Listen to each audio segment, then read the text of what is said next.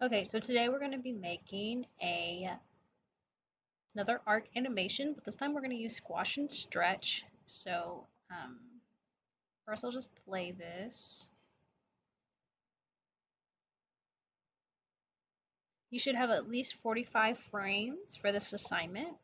I will turn on my onion skin. It's not my onion skin. Okay, so here is where we're going to be squashing and stretching. We're going to do all of the circles that hit the line, and then we're going to do the one before it and the one after it on each one, okay? Plus this one and the one before that. So let's get started. Okay, so we're gonna start with a new file.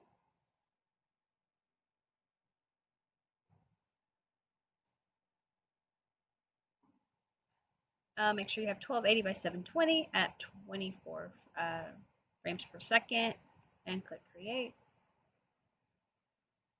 So the first thing that we want to do is kind of draw out our animation. I'm going to come up here to the zoom and just fit on window so I can see my entire stage here. I'm going to get the paintbrush tool and lower the size a little bit. So what I'm doing is I'm using my bracket keys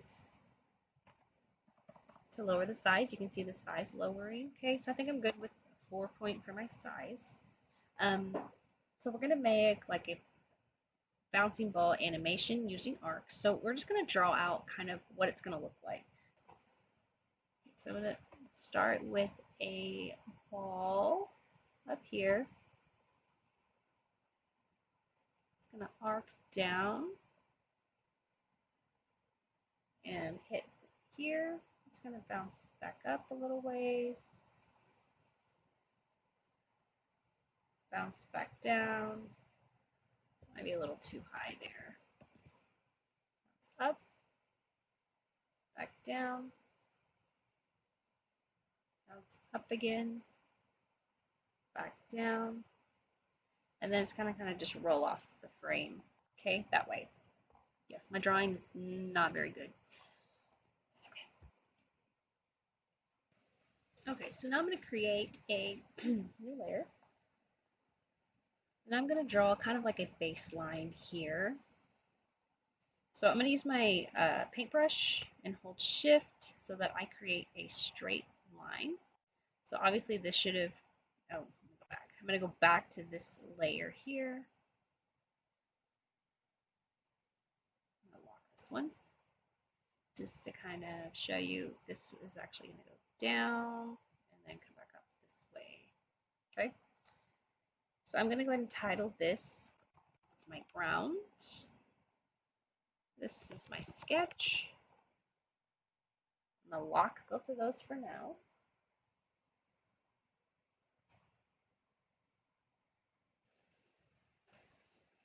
Okay, so I'm going to add a new layer. Oops, too many. And I'm going to now make some arc guides. So I'm going to put arc guides. Then I click and drag holding shift, come down, click and drag to make an arc. Here, that's too far up. Too far. Too far. Come back down, come back up. Whoa.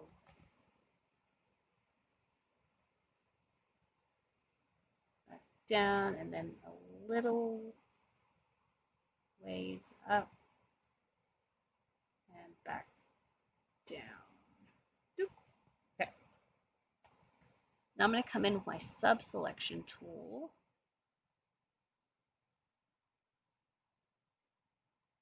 And if I need to, I can kind of rotate, not rotate, but move these around a little. So once it bounces once, it's not going to bounce as high that next time. So I'm going to bring this one down a little bit.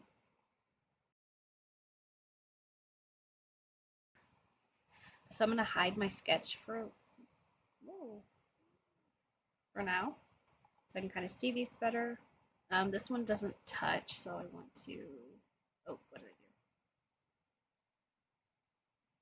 do? Drag it down. So you want to make sure that they're touching the base.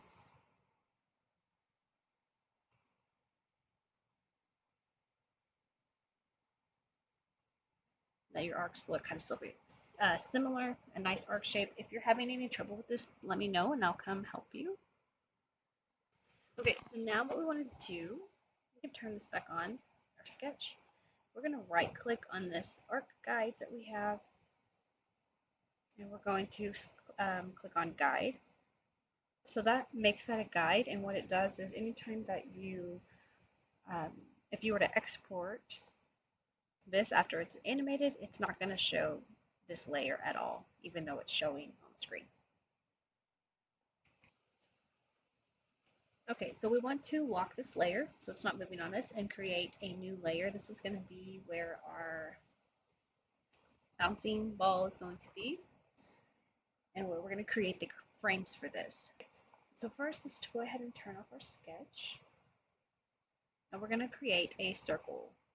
Whatever color you want to use, choose that.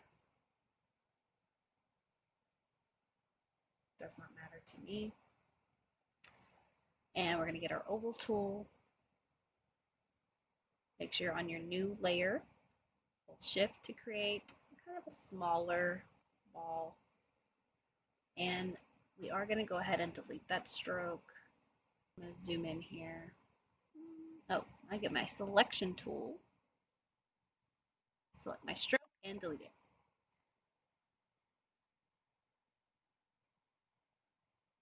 Okay, so now I'm going to move this here where it's halfway in the frame and halfway not in the frame, maybe a little bit further. Okay. And we're going to make this animation about 2 seconds. So I'm going to say it's going to take 1 second to get to here and then another second to get to here. So our 1 second, of course, is at 24 frames per second. But we're going to go ahead and go to 25 because it makes our animating on 2 easier. So you're going to select this first layer in frame 25, hold shift, and drag it. I'm sorry, not drag it. Click on the bottom layer, and you're going to insert a keyframe there. Okay, go back to selecting just your ball layer, and we're going to move this so that it hits the ground level on where arc is. Okay, then we're going to go in between to about 13, where it's about halfway. Click on the frame, insert another keyframe here, and drag this one down. You can use your arrows so it will slightly move. Okay, then we're going to go ahead and go to 25.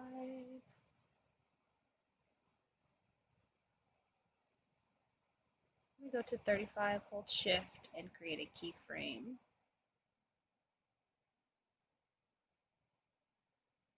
Here. And we're going to move this to our next position. Then I'm going to come to frame 45, hold shift, create a keyframe, and bring it to our ending position. Not really ending, but yeah.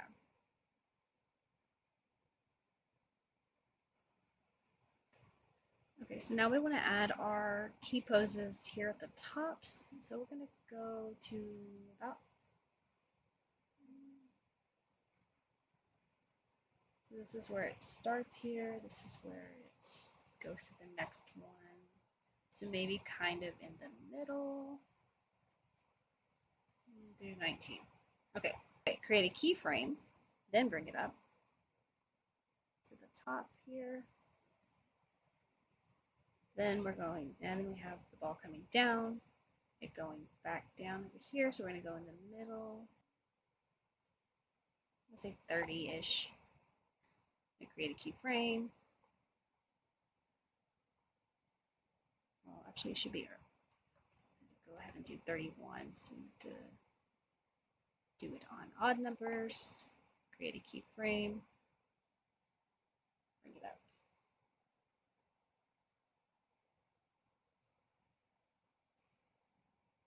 Then again over here, do 41. Create a keyframe and bring it up.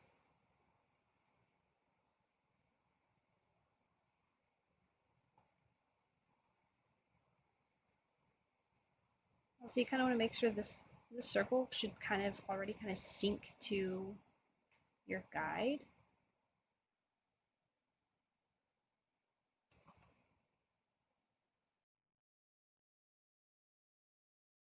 Okay, so here, just take a look and make sure you have your keyframes in the right spot. Make sure you have your ball in the right spots also.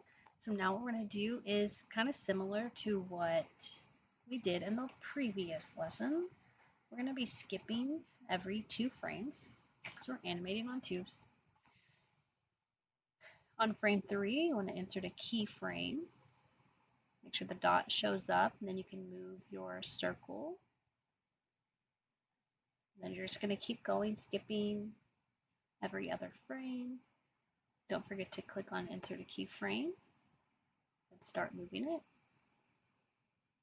Here I'm going to try to find the halfway, maybe 9, and I'm going to go ahead and insert a keyframe there. And I'm going to bring this down about halfway. So now I'm at 11, insert a keyframe. Bring it in. 7, insert a keyframe. Drag it down. If you need to adjust any, you can.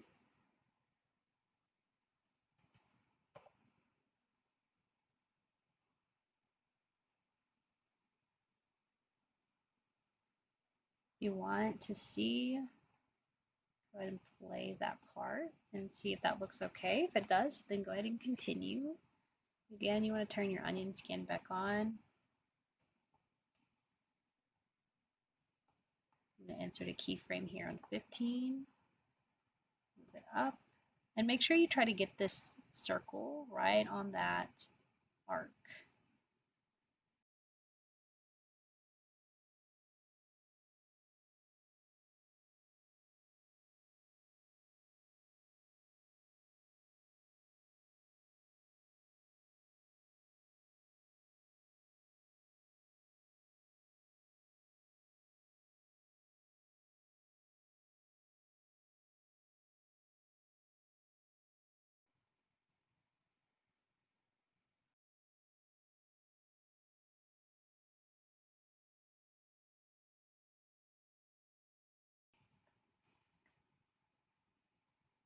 Okay, next what we're going to do is add a little bit of squash and stretch into some of our circles so that it looks and it runs a little better. This would be a good point to go ahead and make sure you save. You can do that by just doing Control S, and that will save your progress to the file that you already have. Okay, so it's good to do this every once in a while because you never know what's going to happen. You might accidentally exit out. So there's a lot of different ways that you can do squash and stretch. Now we have a lot of frames, so I'm not going to make you squash and stretch every single one of them because that would take way too long. So we're going to go for basically the main points where it is hitting the ground, and then the one before it and the one after it. Okay, so it's going to be 3 for this one, 3 for this one, 3 for this one, maybe one last one there. Okay, so go ahead and come to this frame, which should be 13. Get your free transform tool here. So when it hits the floor, it's going to squash and it's going to stretch. So you bring it down to squash it and bring it out to stretch it. Okay, then you want to drag that down so that it's hitting our baseline. Okay, So now we're going to come over to this frame 15. So this one is going to be squashed because it's coming up, back up, and we're going to rotate it just a little bit so that it goes in the curve of our arc, okay? And if this looks too weird, then we'll want to go ahead and squash and stretch that one, but we'll see, okay? Let's go ahead and come back to frame 11. And we're going to do the same thing we did here. So we're going to squash it and maybe stretch it a little bit, which we'll need to do that one to that too. Then you'll rotate it going towards the arc. Let's go ahead and we stretched it. We want to, did we squash it? Yeah, we squashed it. Let me go back. We're going to stretch this one just a little bit, maybe rotate it a little bit more. Okay, so let's just go ahead and play that part. So I think for now it's fine. So now I'm going to move on to frame 25. Okay, make sure you have that selected.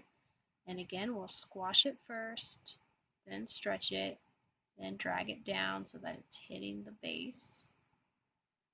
You can come back a frame, squash this one, stretch it out, and rotate it this way. Go up to frame 27. We're going to squash this one, stretch it, and rotate it.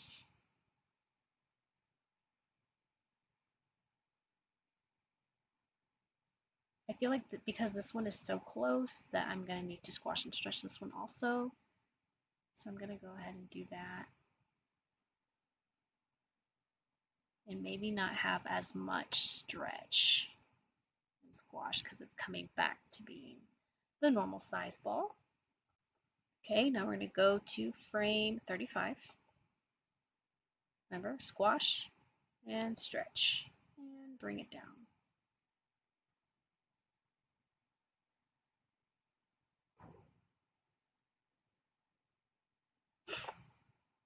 Come back to 33 and squash and stretch and rotate. I'm going to come to frame 37, squash, stretch, rotate, and I'm going to go ahead and come to 39 and do the same thing because these are a little close again, but not too much squash and stretch here. Just a little bit to kind of get it going there. And then down to our last frame. Not as much squash and stretch because it didn't have that far to land, but just a little bit. And bring that down. Go back to 43 and just do another little bit of squash and stretch there and rotate that one. Then play it and see what you think.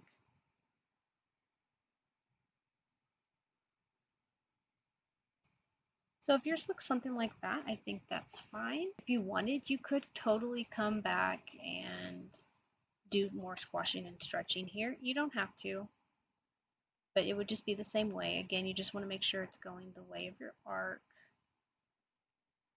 Okay, so you're free to do it like I did, which was the main bottom ones, and then the first and the one before and the one after it.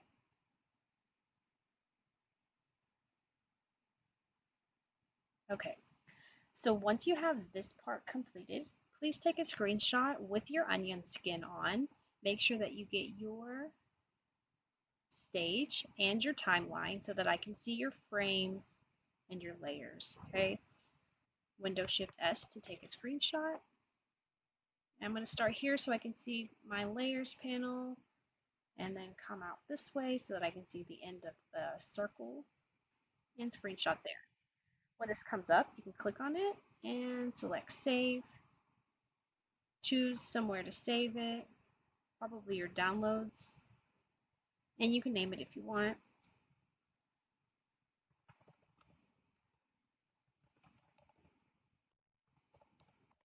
Save. So this will be one image that you turn in, and then you're also going to be turning in your GIF file. So I'm going to turn off my onion skin. I'm going to play it again. There's a test play button here. If you choose to do that, you certainly can. Oh, we need to get rid of that layer. So come down here to your sketch and click on your sketch layer and select the delete button here, the trash can. Again, turn off the arc if you had not. Go ahead and test the movie. If you'd want to do any color changes, you can. If you want to add, sometimes the color of the stage won't save when you try to export it, so I'm just going to wait and do that later. So I'm going to go ahead and come to File, Export, Export Animated GIF.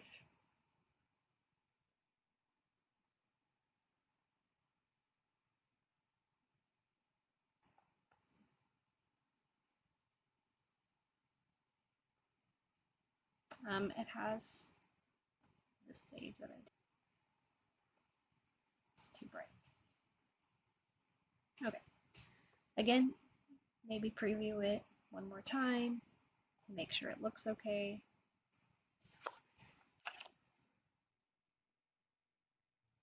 Okay, so it looks good. Come back here. It should be defaulted to looping forever, but if it's not, for some reason, if it just plays once, make sure that it says looping forever. Oh, you can also play it down here, I guess, and then go ahead and click save. Find somewhere to save that. Make sure it says GIF and click save. Okay, so again, you should have this image showing your squash and stretch with your layers and your timeline, showing that you animated on twos. Then you should make sure that you have your GIF.